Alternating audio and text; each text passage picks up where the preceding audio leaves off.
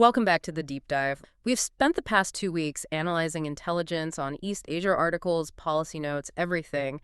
And what we found is, well, genuinely shocking. Our mission today is really to give you the ultimate shortcut. We want to identify the key patterns and the main decision makers on the Korean Peninsula. We're trying to move past the headlines to understand the true impact of these geopolitical shifts at every level. Exactly. And before we get into that, a quick word from our partner.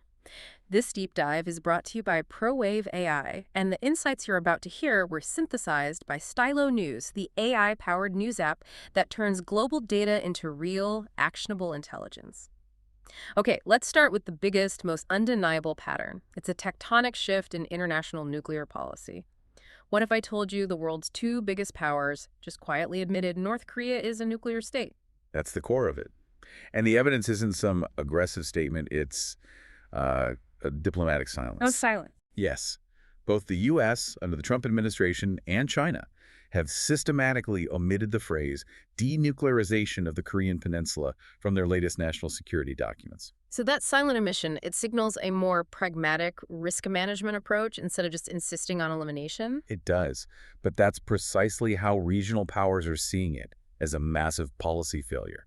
And we're already seeing historic reactions. You're talking about Japan. Absolutely. Prime Minister Takaichichi is now actively considering revising the nation's longstanding three non-nuclear principles. They're debating developing or even hosting nuclear weapons. A direct response to perceived threats from North Korea and, of course, a more assertive China. It's a seismic shift in regional deterrence. And that shift really sets the stage for what's happening in Seoul. We have to talk about President Lee Jae-myung. He's attempting to walk a very serious diplomatic tightrope. He is. It's a bifurcated approach. You have extreme deterrence on one side. And on the other, radical de-escalation. On the deterrence side, South Korea is making these monumental moves. They're accelerating their nuclear-powered submarine program, and that's with U.S. approval. But the bigger deal is the uranium enrichment proposal, right? Much bigger.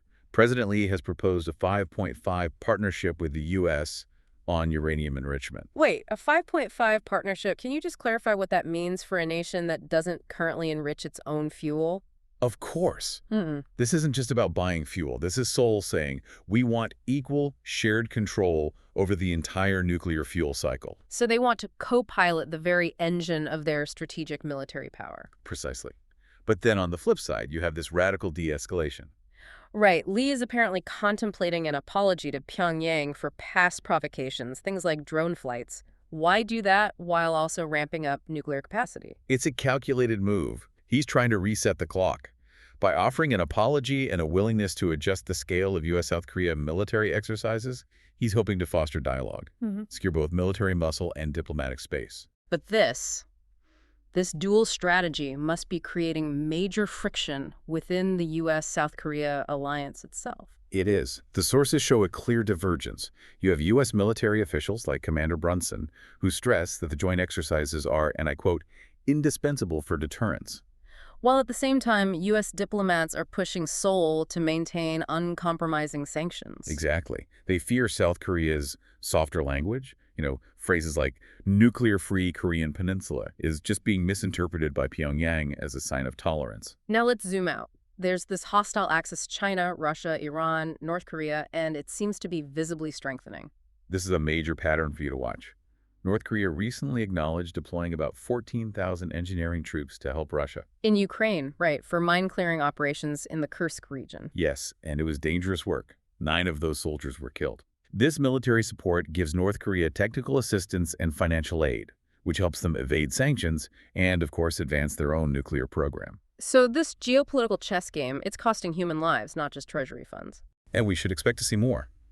Keep an eye out for further North Korean nuclear advancements, like that new Hwasong-31 tactical warhead, and more coordinated military activity, like the joint air patrols by China and Russia. East Asia is it's navigating a new reality, one where denuclearization seems sidelined for pragmatic risk management. And this complex interplay of strategic omissions, dual diplomacy, and these strengthening alliances is exactly why having multidimensional real-time intelligence is so vital. Which brings us back to Stylo News. It's what it delivers.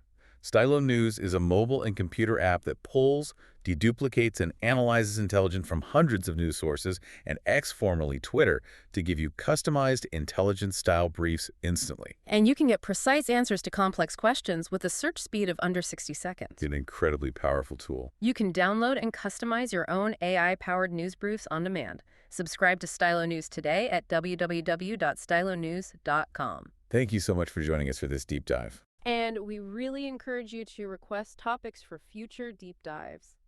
Follow Stylo News on social media to keep tracking the intelligence. We'll see you next time.